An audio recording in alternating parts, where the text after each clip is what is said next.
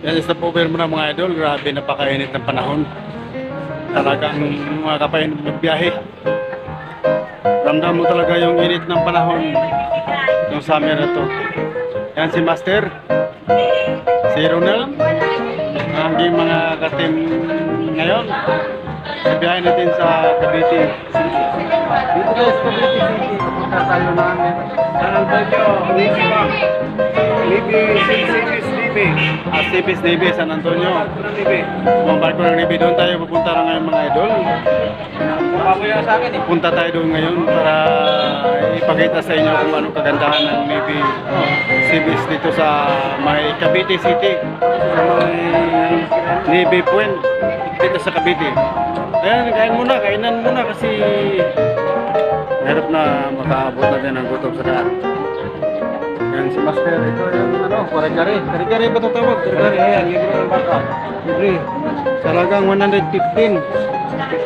Kanin 15. Ulam pa lang, wala pwede ka nang hindi magkanin kasi mahal.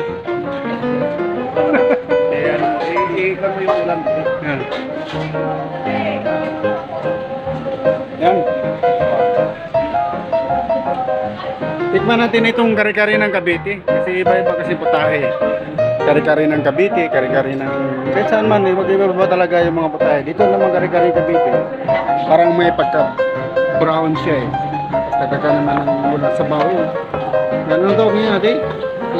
Anong tawag dito? Bagong. Bagong pa. Saan ka pa? Dito ka na. Dito ka na sa Bagong. Kari-kari. Hinahalo na ni Master yun. Kanin.